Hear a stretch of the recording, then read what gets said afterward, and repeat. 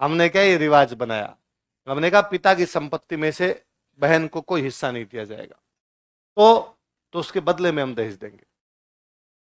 अब इतना होगा नहीं, पिता की संपत्ति ज्यादा है, दहेज में इतना होगा नहीं, तो हमने कहा टाइम टू टाइम थोड़ा थोड़ा किस्तों में और देते रहेंगे। तो दहेज डाउन पेमेंट है, बाकी तुम किस्तों में लेके जाते हो। तो हमारी शादी में दिया जाएगा वो दहेज, फिर तुम्हारे बच्चे होंगे तब लेके आएंगे, तुम्हारे बच्चों की शादी होगी तब लेके आएंगे, फिर तुम्हारी सासू मरे तो लेके आएंगे, ससुरा मरे तो लेके आएंगे, मरे खरे शादी ब्याह कुछ भी होगा सब में लेके आएंगे, और जब भी तुम आओगी तब कुछ ना कुछ लेके जाओगी।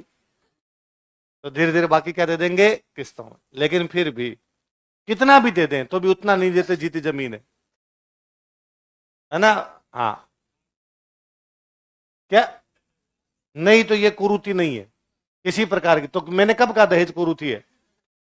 ये वोल्टर कह रहा, मैं थोड़ी कह रहा हूं। वोल्टर को लगता होगा, मैं तो फेवर में हूं। मैं तो कहता हूं दिया जाना चाहिए खूब सारा, बहनों को जितना दिया जा सकता है उतना दिया जाना चाहिए। मैंने कब ना किया? तू ही कह रहा था मैं नहीं लूंगा है।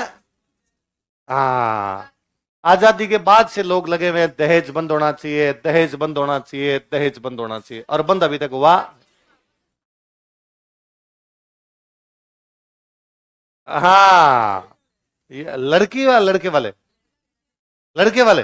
हाँ, अब ये करे कि भाई लड़के के पिता अपनी मर्जी से दे वो ठीक, पर लड़के वाले फोर्सफुली लेते हैं, टॉर्चर करके लेते हैं, वो गलत। अब मैं बताता हूं।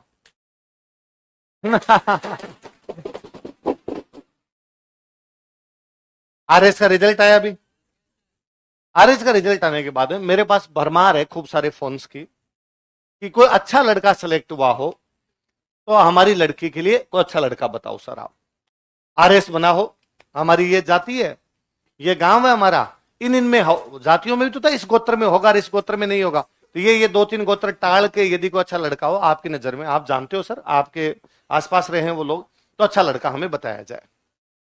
अरे मैं उनको, और वो अगला सामने से मेरे को चला कहता कि सर पैसे टक्के की चिंता मत करना, अगला जीता कहे अपने तो हाँ बदल लेना, आप तो पैसे टक्के की चिंता मत, बंद कर रहे हैं फोन। क्या तुम्हें इस पे वीडियो चाहिए? यूट्यूब पे लिखना डोगरी बाई राजवीर सर, है ना, या राजवीर सर ऑन डोगरी, कुछ ना कुछ लिखना मिल जाएगा। ऐसी कोई चीज नहीं है दुनिया में जो है मैंने उस पर नहीं बोल रखा है।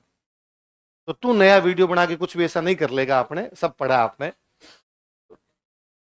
तो आप उनके बोले भाई और पैसे टक्के की कोई चिंता मत करना सर, जितने आप कहोगे उतना कर देंगे, 50 लाख तक कर देंगे, 1 करोड़ तक कर देंगे, ऐसा लोगों का बड़ा बड़ा खूब सारा होता है। मेरा कई बार, मैं नहीं कहता उनको, पर फिर भी एक दो को मैंने कभी कहा ऐसा। अब तो जब फोन आता है तो मैं कहता हूँ हाँ जी देखते हैं, ठीक है बताते हैं, कोई अच्छा बच्चा होगा तो मैं बता दूंगा आपको।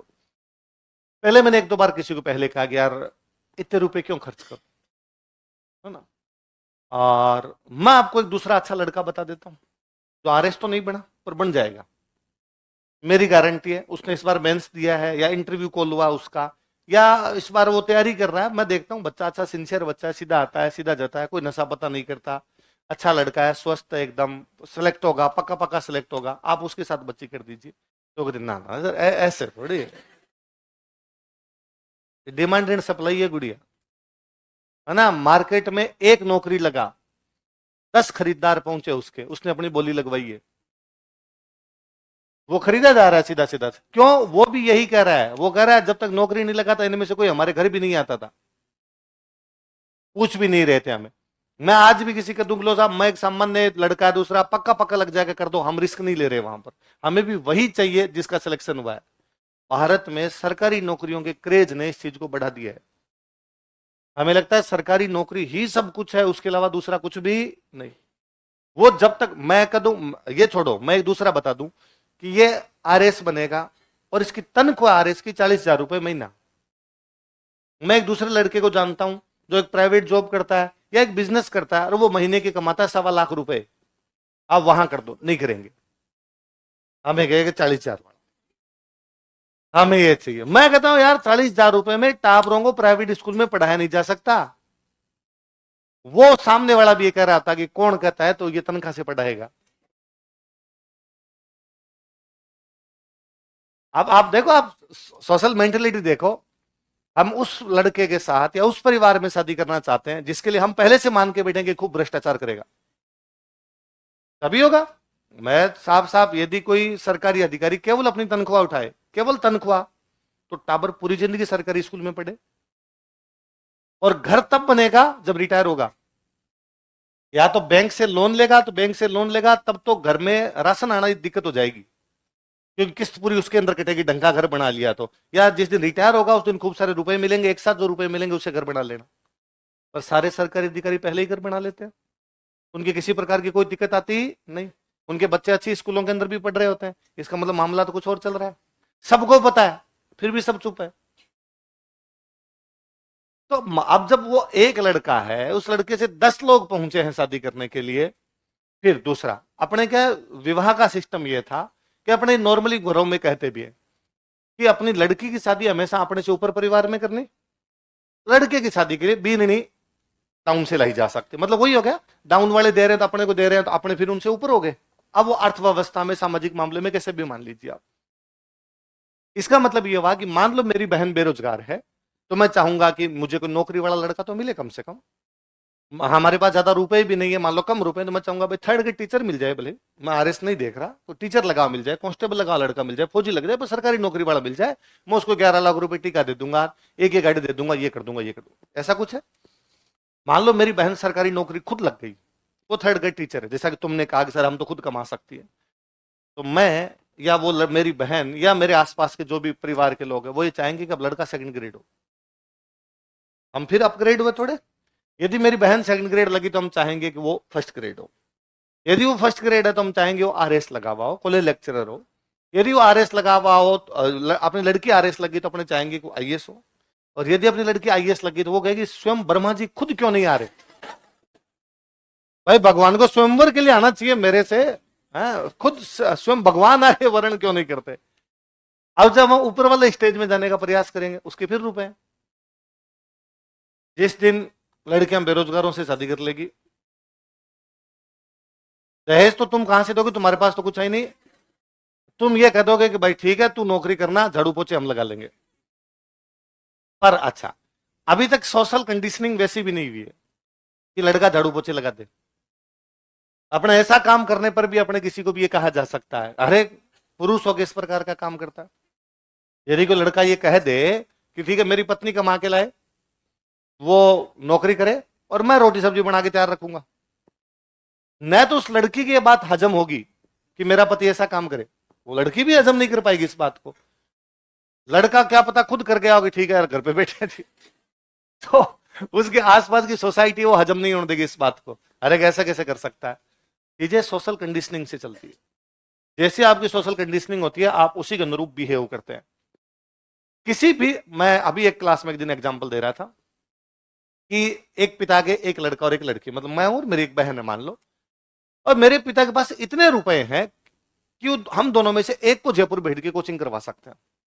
हम दोनों में से बहन ज्यादा इंटेलिजेंट है, तो भी बहन खुद ही सेक्रीफाई कर जाएगी कि मैं तो ऑनलाइन पढ़ लूंगी, भैया को जयपुर भेज दो।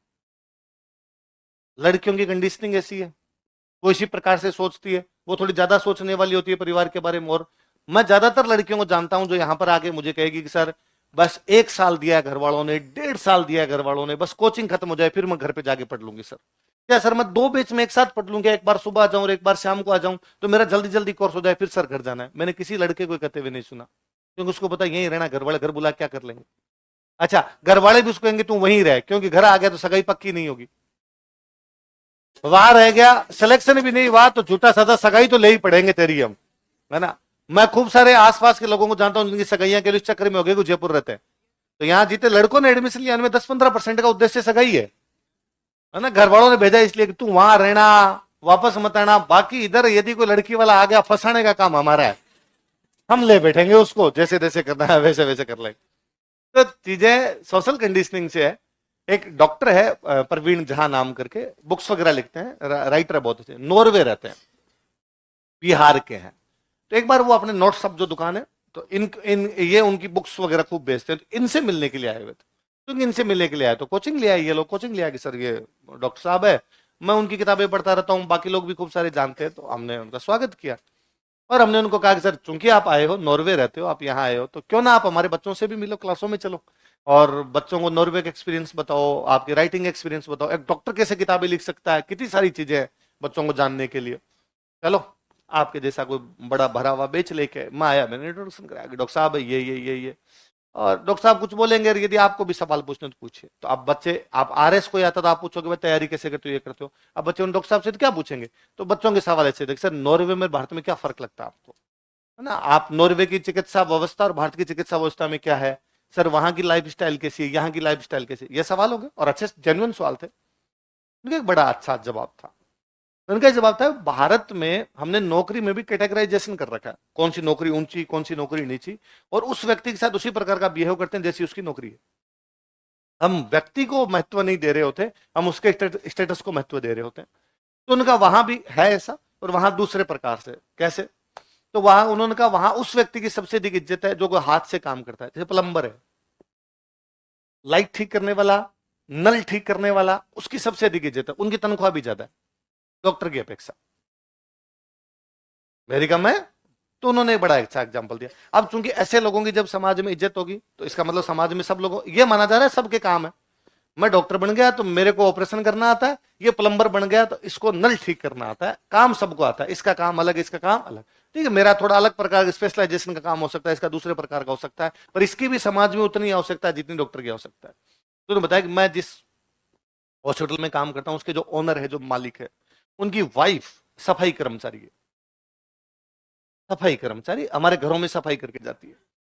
अब सफाई कर्मचारी कहते हैं अपने दिमाग में तो भाई जी आते हैं, जो भाई जी अपने आते हैं और भाई जी आके अपने सफाई करके जाते हैं, अपने उन्हें महीने के 2,000 2,500 जितने जिस हिसाब से अपना काम होता है वो रुपए देते हैं। उनका ना ना ना, वहां सफाई ऐसे नहीं होती। तो अब 7 दिन में एक बार आके घर साफ करके जाते हैं, मशीनें वशीनें अपने लेके आते हैं, पूरी टीम आती है उनकी और सफाई वगैरह करके जाते हैं। और एक एक बार सफाई करने के 10,000 रुपए वैसे लेके जाते हैं। एक घर में करके गए तो वैसे तो 4 बार आए तो 4 अलग अलग घरों में गए तो आज जितने 2,500 रुपए लिए, 2,000 जो भी रुपए लेते हैं वो एक बार के रुपए लेते हैं।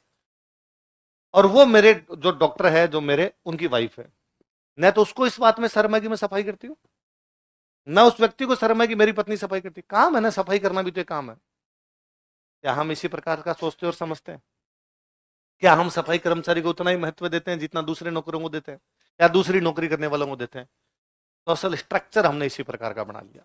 वो स्ट्रक्चर ये कहता है कि जो सरकारी नौकरी करते हैं वे ऊंचे हैं, बाकी लोग उनकी तुलना में उतने सक्सेस नहीं है। तो हमने उसके पैमाने अलग सेट कर लिए, पैमाने अलग सेट कर लिए, इसलिए समाज उसी दिशा के अंदर बह जाता है।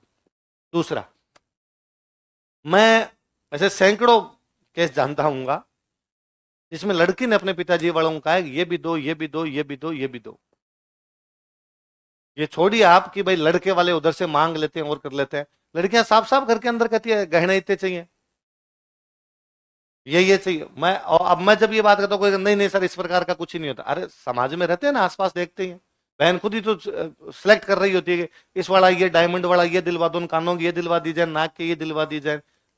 मांग तो वो भी कर रही है, हालांकि मुझे कतई बुरा नहीं लगता, मुझे लगता है उसका संपत्ति में हिस्सा है, बाप की प्रॉपर्टी में वो इतना कितना हिस्सा लेके बैठी, यदि उसने पूरी जमीन मांग ली तो अपने को ज्यादा बेचनी पड़ जाएगी, वो थोड़ी कम में सेलेक्ट रही है वो ठीक है। तो जैसी चीजें हम सोचते हैं ना वैसी है नहीं।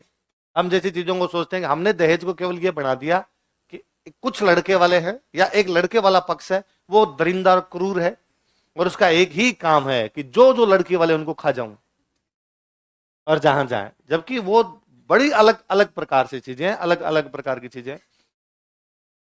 कानून है दहेज के लिए और बाल विवाह के लिए, दोनों के लिए कानून बने हुए।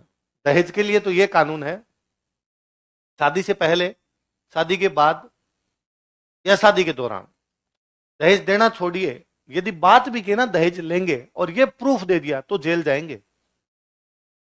लेना देना छोड़िए, काहे लेना देना, मैं लड़के वाला हूं, मैंने लड़के वालों के लिए कहा वैसा कार तो देनी पड़ेगी, बिना कार के तो बाहर नहीं पड़ेगी। देखो बिना दहेज में तो कार लिए बिना तो हम मानेंगे नहीं, और ये यदि किसी ने प्रूव कर दिया कोर्ट में, मैं जेल जाऊंगा। भले ही मैंने कार नहीं ली हो, उसके बाद उन्होंने मना कर दिया, पर मांगी भी कैसे, मांगना भी अपराध है, उसके अंदर मैं जेल जाऊंगा। भाई साहब मांगने पे भी केवल जेल भेजा जा सकता है आपको, ये दहेज के लिए कानून है। पर हमने क्या कहा, हमने धीरे धीरे अपने सोसाइटी ने उसको कहा कि दहेज वाली परिभाषा में लिखा हुआ है कि दहेज न तो लिया जा सकता ना दिया जा सकता है, पर गिफ्ट लिए जा सकते हैं। क्या लिए जा सकते हैं?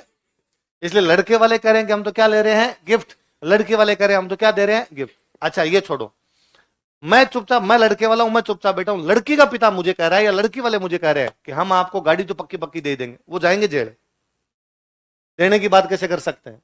दहेज लेना और दहेज देना दोनों कानूनी अपराध है, और वो बाद में कहते हैं कि हमने गिफ्ट दिए।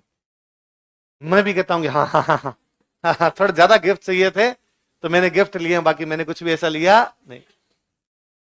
पर ऐसा नहीं है। मैं कई बार मुझे लगता है कि चीजों को कितना सामान्य कर दिया। अखबार में आता है दूल्हे ने लौटाए दहेज के 5 लाख रुपए, अखबार में आता है, और अपने बड़ा अप्रिशिएट करते हैं, अरे यार लड़का काफी अच्छा रहा होगा यार, और पूरा लड़के का बयान होता है कि लड़के ने कहा कि हमें तो पढ़ी लिखी घर की लड़की चाहिए, अच्छी पढ़ी लिखी लड़की होगी तो वैसे ही घर अच्छा हो जाएगा, हमें दहेज की कोई आवश्यकता नहीं है। इस शिक्षित समाज में इस प्रकार की बातें भी करनी नहीं चाहिए। अखबार में नीचे न्यूज और होती है, सभी ग्रामीणों ने इस बात के लिए दूल्हे का धन्यवाद दिया या दूल्हे की प्रशंसा की, इस उम्र में ऐसा सोचता है। मेरा सवाल दूसरा है, दूल्हे ने लौटाए दहेज के 5 लाख रुपए, इसका मतलब लड़की वाले दे रहे थे? जेल में डालो इन सबको। दहेज दिया के, और अखबार साफ साफ छापता है, छाप हो रहा है दहेज के 5 लाख रुपए। अरे दहेज लेना और देना दोनों अपराध है, दिए कैसे जा सकते हैं? पर चल रहा है। बाल विवाह में तो कानून यह है कि जो बिचौलिया है वो जेल जाएगा, इसने शादी फिक्स करवाई है। जो जो खाना खा के आएंगे वो सारे जेल जाएंगे।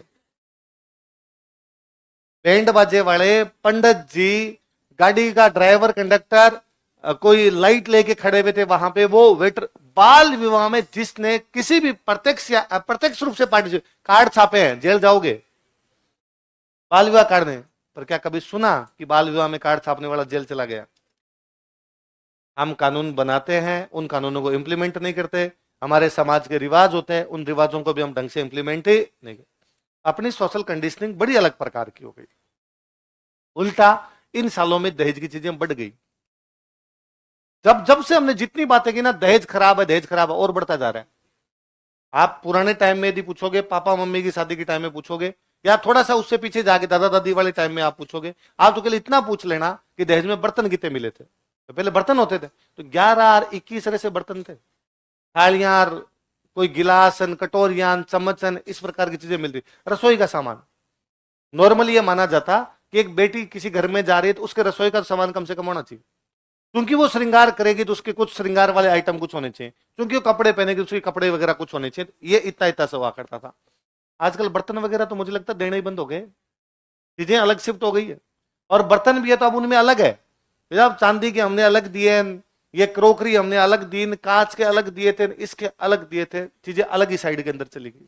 उन चीजों का जो मतलब होना चाहिए तो वो मतलब न तो हम समझते हैं न हम करते हैं।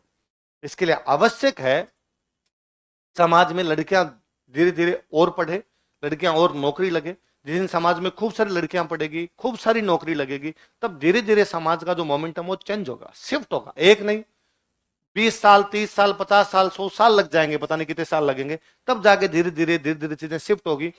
एक दिन ऐसा आएगा जब लड़कियां अपनी मर्जी से शादी करने लग जाएगी। है तेरे पूरा उद्देश्य ये है कि तेरा ब्याह हो जाए, तेरा नाम पता और पापा का नाम बता, तेरा अगले 6 महीने में मैं करवाता हूं। लड़कियां शादी तो करेगी, अब तू कर पाएगा कि नहीं कर पाएगा, तेरे को कोई पसंद करेगी कि नहीं करेगी, ये अलग हो सकता है। हम्म हम्म हम्म। नहीं नहीं, शादी से लड़की को कौन से प्रपोजल, किस बात के ना? वो तो लड़के के भी हो रहे होते हैं, वो तो हम देख रहे होते हैं, लड़के के लिए लड़कियां देख रहे होते हैं, लड़के लड़की के लिए लड़के देख रहे होते हैं।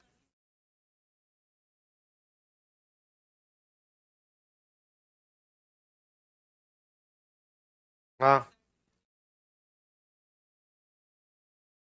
तो मैंने क्या अभी तो बताया, एजुकेशन आएगी तब। नहीं है, कोचिंग से नहीं। एजुकेशन देख, दो चीज होती है, एक होती है साक्षरता, एक होती है शिक्षा। एक होती है साक्षरता, एक होती है शिक्षा। तू समझ, अभी भी वीडियो बनाने में ध्यान है ना? तू खाली हंस के चला जाएगा इस बात को, और ऐसे कितने कितनी पीढ़ी हंस के रह गई। इसलिए समाज की वास्तविक समस्या अभी तक समाधान नहीं हो पाई है। हम इन चीजों को सबको यूं उड़ा लेते हैं, तो हमें लगता है यार एक दिन अपने आप कोई ना कोई फरिश्ता आएगा और वो समाज में सब कुछ सही करके चला जाएगा। ऐसा तो कतई नहीं हो पाएगा। तो धीरे आप कहते हो समाज में प्रभाव नहीं पड़ा, नहीं पड़ा। आज के 20 साल पहले लड़कियों का एजुकेशन, आज के एजुकेशन कौन सोच सकता था? आज के 20-25 साल पहले मैं एक शाम को एक बेच आता है, उसमें लड़कियों की संख्या लड़कों से अधिक है। लड़के कम है उस बेच में, लड़कियां अधिक है। तो मुझे लगता है ये मोमेंटम ही तो शिफ्ट हुआ है पूरा, कि लड़कियों को भी हमने तैयारी के लिए भेजना शुरू कर दिया है, वो भी आरएस जैसी तैयारियों के लिए भेजना शुरू कर दिया है। इसका मतलब घर वाले कम से कम इस बात के लिए जो प्रिपेयर हुए कि 2-3 साल तो ही पढ़ेगी, जाके बाहर रहेगी। धीरे धीरे धीरे धीरे शिफ्ट हुआ है। आज के कई साल पहले तो ये था, लड़की को होते मारा करते थे, लड़कियों को नहीं पढ़ाया करते थे। आपने अपने घरों में आसपास में सब देखा होगा।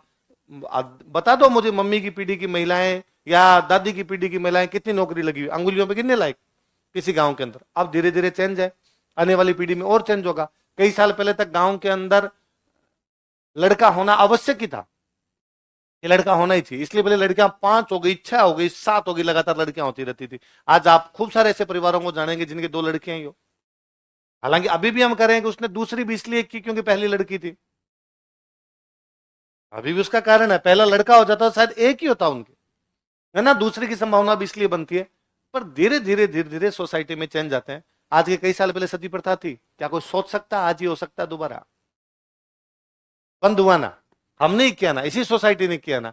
तो हम समझी सोसाइटी ने चीजें, धीरे धीरे ये भी हम समझेंगे। सरकारी नौकरियों वाला आकर्षण जैसे जैसे कम होगा ना, वैसे वैसे चीजें होगी। अभी तक है, बम्पर है, भयंकर वाला है, इसलिए कोचिंगों में भीड़ है। मैं तो कहता हूं जिस दिन सरकारी नौकरियों आकर्षण समाप्त हुआ, कोचिंग बंद हो जाएगी। क्यों आएगा कोई कोचिंग में? सब अपना अपना जो स्किल का काम है, हर व्यक्ति अपने हाथ का कोई ना कोई काम सीखे और वो काम करे। उसके लिए फिर वो कोचिंग भी अलग प्रकार क्यों, कि किसी बच्चे को करनी है तो आईटीआई का कोर्स करे, डिप्लोमा करे, उससे कहीं जाए, अपने और स्किल मैनेजमेंट का दूसरा कोर्स करे, कंप्यूटर का सीखे, कोई लैंग्वेज का सीखे, और जो वो काम कर सकता है वो काम करे। पर अभी भी हम उन चीजों को बराबर नहीं मान रहे, नहीं मान रहे। तो हमारे ये है, मेरे याद है कई साल पहले मेरे कोई जानकार में एक बच्चा था और उस बच्चे ने कहा मैं डांसर बनूंगा। बन सकता है ना, ये भी तो प्रोफेशन हो सकता है। उसके घर वालों ने मुझे फोन किया कि जैसे तैसे करके वापस भेज, यदि डांसर बन गया तो हमारी क्या इज्जत रह जाएगी। हम अभी तक तो डांस को अच्छा ही नहीं मान रहे, तो डांसर बनना तो छोड़िए। हमें अभी भी लगता है कि जो डांस करते हैं वो लोग अच्छे नहीं होते। सोसाइटी सोचती है अभी तक उसी प्रकार से है। जब आसपास के सब लोग उसी प्रकार से सोचते हैं तो उसी प्रकार से हम करते हैं। आप और नोटिस कीजिए, आपके आसपास में कोई दूसरा बंदा नौकरी लगता है, किसी नौकरी को ज्वाइन करता है, एक आरएस बनता है, हम अलग प्रकार से सोच रहे होते हैं। अभी तक वो क्रेज अलग प्रकार से, इसका क्रेज अलग, इसका अलग, इसका अलग, इसका अलग। धीरे धीरे धीरे धीरे हमें समझ में आएगी कि सब लोग अपना अपना काम करते हैं। फौजी अपना काम करता है, टीचर अपना काम करता है, आरएस अपना काम करता है, प्राइवेट नौकरी वाला अपना काम करता है, तीसरा कोई व्यक्ति अपना काम करता है। सब लोग बराबर है। सफाई कर्मचारी भी समाज में ज्यादा महत्वपूर्ण है। तो किसी को बहुत अच्छा सा वो है कि बच्चे ने मम्मी कहा कि मम्मी बाहर कचरे वाला आया है। मम्मी ने कहा कि नहीं बेटा, वो तो सफाई वाला, कचरे वाले तो हम है। कचरा तो अपने घर में है, वो सफाई वाला आया है, कचरे वाले तो हम है बेटा, कचरा तो हमारे घर के अंदर पड़ा है। पर अभी भी हम उनको बराबर नहीं मान रहे। अभी भी उन लोगों की क्या उतनी तनख्वाह मिलती है जितनी बाकी लोगों को है? काम तो उनका ही वैसा ही है ना। तो उठ के लगो, एक के घर में जा जाके कचरा लाओ, डंप करो उसको। या उनके बेहतरी के लिए क्या किया जा सकता है, या उनके लिए और हम समाज किस प्रकार से सोच सकता है। धीरे धीरे धीरे धीरे चीजें शिफ्ट होगी, धीरे धीरे चीजें बदलेगी, तब ये चीजें भी समाप्त हो जाएगी। जब तक नहीं बदले तब तक रोम में रहना है तो रोमन वासियों की तरह रहना सीखो, तब तक ये। हाँ, कहाँ पे? डूंगरपुर साइड में लड़कियां कम हो गई होगी लिंगानुपात, पर तुम्हारे डूंगरपुर में तो लिंगानुपात ज्यादा हो रखा है कास्ट में। अब वो एक अपवाद अलग छोड़ दिए जाए भाई, वरना तो जैसे जैसे लिंगानुपात कम होता जा रहा है तो लोग बिहार की तरफ भी जा रहे हैं ना, वहां से ला रहे हैं ना, बाकायदा पैसे दे के ला रहे हैं। पर वो अपवाद वाली स्थितियां, अभी तक समाज की मुख्य स्थिति दहेज वाली है।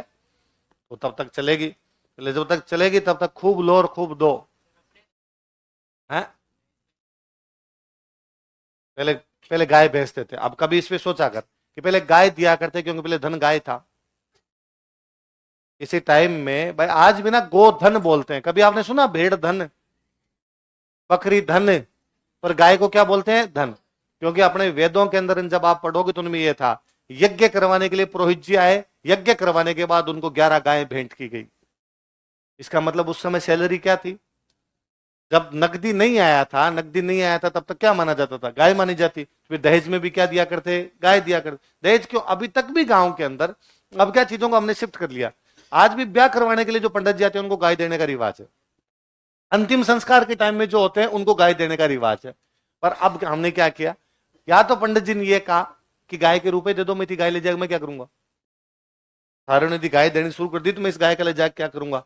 या फिर हमने और ही तगड़े तरीके बना लिए, हमने गौशाला में एक पर्ची कटवाई, वहां से गाय लेके आए, पंडित जी को दी, वापस उन्होंने गौशाला में जमा कराई, उतने रुपए वापस ले लिए। तो रिवाज की रिवाज चला ली हमने, पंडित जी को भी गाय लेने की आवश्यकता। तो वो अब समय के साथ में आवश्यकताएं चेंज हुई। आज ये बात सोचने वाली भी है कि आज पंडित जी गाय ले जा करेंगे क्या? इतनी सारी गाय यदि सब ने उनको गायें देनी शुरू कर दी तो वो बेचेंगे कहीं पे जाके, तो उनका इससे अच्छा केस दे दो, ये कर लिया जाए। तो अब फिर गाड़ी घोड़े आए तो गाड़ी घोड़े, तो जो धन होगा वही धन मांगा जाएगा। किसी से हम अनाज दिया करते, अनाज लेके चलो, बार्टर सिस्टम था, मेरे पास अनाज, आप अनाज लेके जाओ, मेरे पास गाय है तो आप गाय लेके जाओ। आज जब केस आया तो हम केस देते हैं, दूसरी चीजें हैं तो दूसरी चीज देते हैं। आई बात समझ में? तो तेरा ब्याह मैं करवा दूंगा, मैं गारंटी लेता हूं। तू ब्याह का मत सोच, पढ़ाई का सोच ले अपने।